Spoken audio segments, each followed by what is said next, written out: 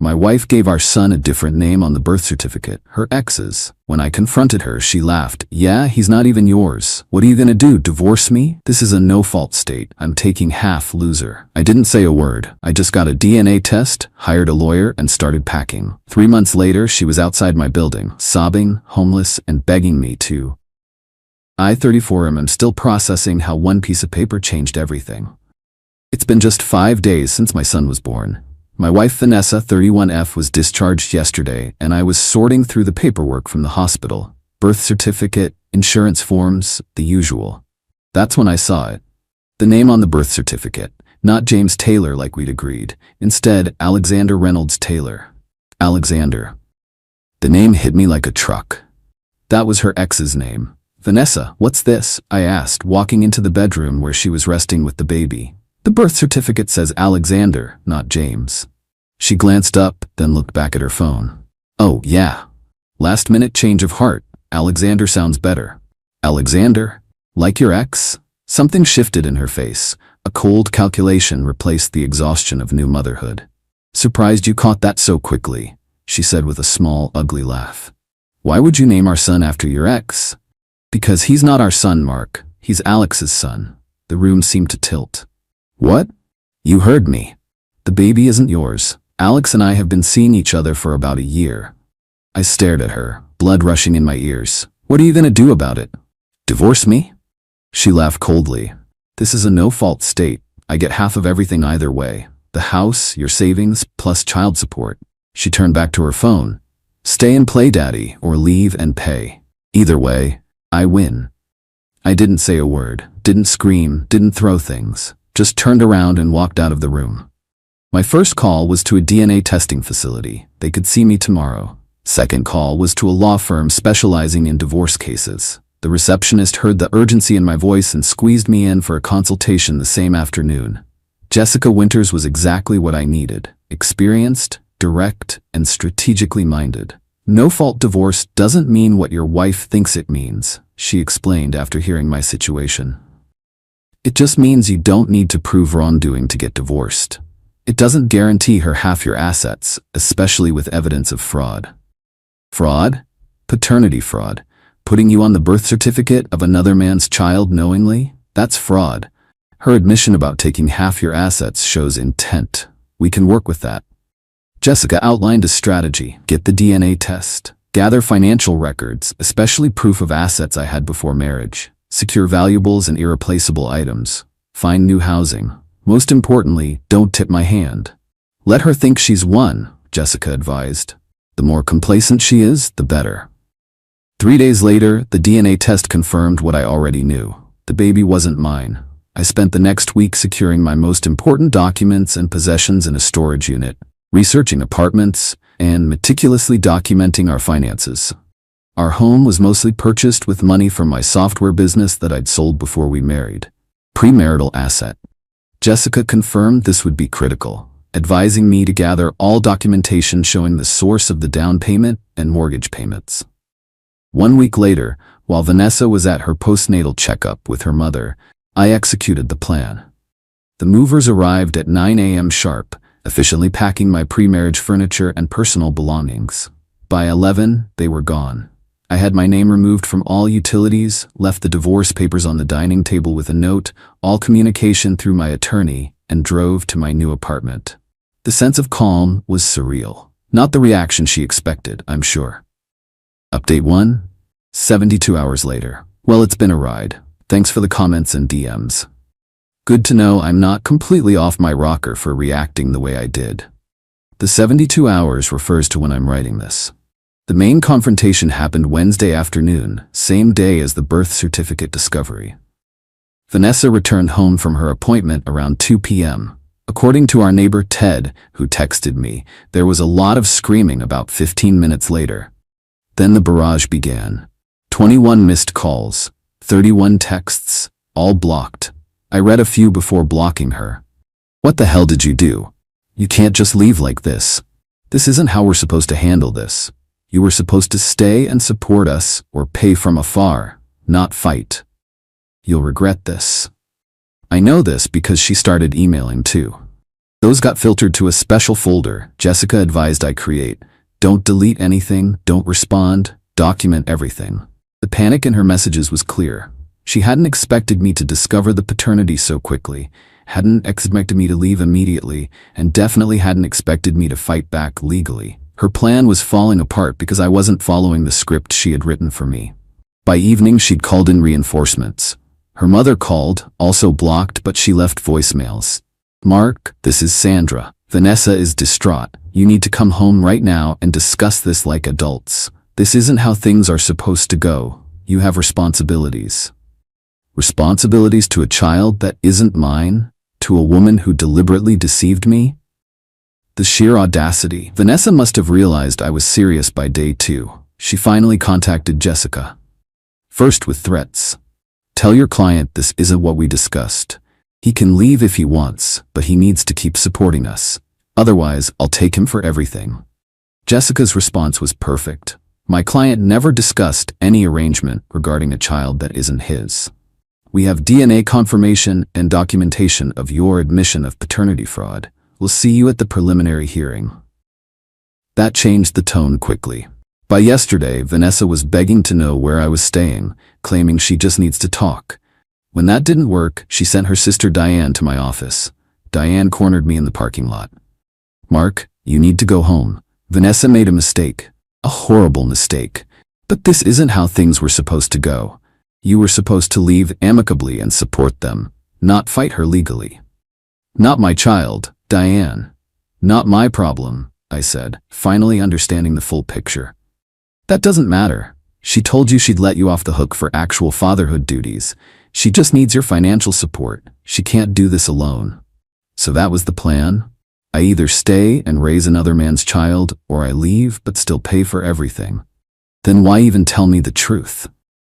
Because she thought you'd be reasonable. She thought you'd understand the situation and do the right thing. The right thing being continuing to fund her lifestyle while she raised her lover's child. The entitlement was staggering.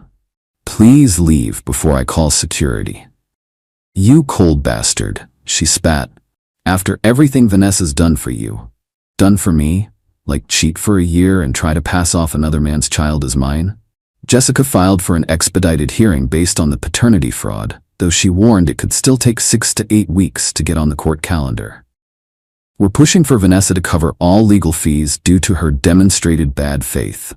The kicker came this morning. A text from an unknown number, but obviously Vanessa using someone else's phone. Alex wants nothing to do with us. He blocked me. You can't just abandon us like this. We need you. Translation, her backup plan failed, and now she's desperate. I almost feel sorry for her. Almost. Update 2. 6 weeks later, the preliminary hearing finally happened last week. The court system moves at its own pace, even with expedited requests. Vanessa showed up looking exhausted, with the baby in a carrier. An obvious play for sympathy that the judge completely ignored. Her attorney seemed unprepared for the evidence Jessica presented. The DNA test, documentation of Vanessa's admission, and a financial breakdown showing that 80% of our house was purchased with my pre-marriage assets. The judge wasn't impressed with Vanessa, especially after Jessica played a voicemail Vanessa had left for my brother, not knowing we weren't close. Tell Mark he's making a huge mistake. I'll drag this out until his lawyer bills bankrupt him. He'll regret this. That's when the judge ordered a freeze on marital assets and scheduled an expedited final hearing in 45 days. He also ordered Vanessa to provide a complete accounting of all spending since our separation and to vacate my home office, where I had equipment for my consulting business. While this is a no-fault state, the judge stated, the court does not look kindly on attempts to manipulate the legal system through fraud or bad faith actions. Outside the courtroom, Vanessa tried to approach me, baby in arms. Mark, please. You know me. We can work through this. I just kept walking, Jessica beside me. All communication through counsel, she reminded Vanessa. You'll regret this.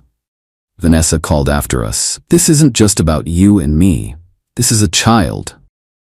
A child whose actual father you should be contacting, Jessica replied without breaking stride. Over the next week, things escalated.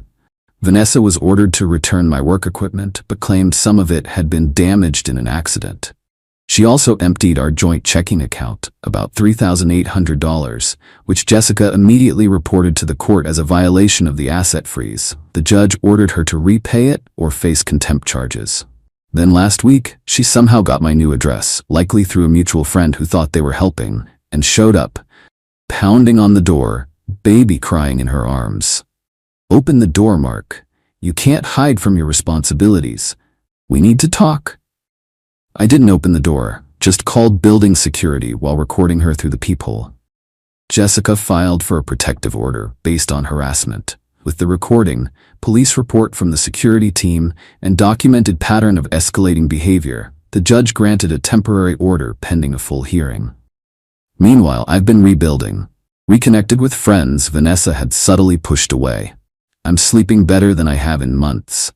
There's a strange liberation in seeing someone's true nature so clearly. Update 3.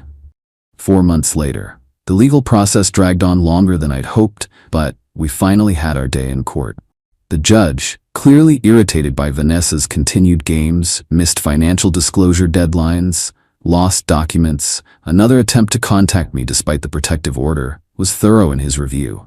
It was over in less than 3 hours. The outcome: house to be sold, with 80% of proceeds to me, reflecting my larger initial contribution and documentation of premarital funds. My retirement accounts remain solely mine. All property purchased before marriage returned to original owner. Vanessa ordered to pay $8,000 of my legal fees due to her pattern of bad faith actions, about half of my total costs. I was legally established as not being the father with no support obligations, and the court ordered the birth certificate to be amended. Vanessa broke down when the judge ruled on the paternity matter. "But Your Honor, he's the only father this child has. Alexander won't." The judge also recommended Vanessa pursue a paternity action against Alexander through the family court, noting that the child had a right to support from his biological father regardless of Alexander's marital situation. "Your personal arrangement with Mr. Reynolds is not the court's concern," the judge told her. "The child has rights independent of your relationship status." The house sold within 3 weeks in a hot market. I kept my job, my savings, and most of my sanity. Through mutual friends, I heard Vanessa had to move in with her parents in a small town 50 miles away, making her sales territory impossible to cover. She eventually took a much lower-paying retail job closer to them. The entitlement is still there, though. Last week, she emailed Jessica. "Mark got everything he wanted. The least he could do is help me with a down payment on a condo. After 4 years of marriage, I deserve something." Jessica's response: "The court has made its determination. Please refer to the restraining order conditions before attempting further contact." Final update. 6 months later. Life has a strange way of coming full circle. Yesterday, I was walking out of my building to meet a friend for dinner when I saw her. Vanessa, sitting on a bench across the street, the baby in a stroller beside her. When she saw me, she stood up, hesitating before crossing over. She looked different, thinner, hair pulled back simply, wearing jeans and a plain sweater instead of her usual designer clothes. "Please," she said as I stopped, "just 5 minutes." Against my better judgment, I nodded. 5 minutes. "I lost my job last month," she said without preamble. "My parents are selling their house, moving to Florida. I don't have anywhere to go." I said nothing, just waited. "Alex still won't acknowledge the baby, won't even take a DNA test, says his wife would leave him." Her voice cracked. "I've applied for emergency housing, but there's a waiting list. I'm sleeping in my car some nights." "What do you want from me, Vanessa?" Her eyes filled with tears. "Help? Alone? Maybe you know someone who needs an assistant or has a room to rent? I'm not asking to come back. I know that's impossible, but maybe." The baby, Alexander, stirred in the stroller, and she automatically rocked it, soothing him. There was a time when this would have torn me apart. But I felt surprisingly calm, almost detached. "Foff, you entitled piece of shit," I said as I walked away. The revenge wasn't in the legal victory or keeping my assets. The real revenge was in this moment, being able to stand before the woman who had tried to destroy me, who had laughed at the idea of me fighting back, and feel nothing but calm detachment. She had expected me to be a doormat, to either accept her betrayal or pay for her new life. Instead, I had quietly, methodically dismantled her plans and rebuilt my life on my terms. I had proven her wrong in the most fundamental way. I wasn't a loser. I was a man who knew his worth and refused to be manipulated. That night, I slept better than I had in years. Sometimes the best revenge isn't some elaborate scheme, it's simply refusing to be a victim and letting the natural consequences play out. The life she tried to steal from me is gone. The life I've built in its place is all mine.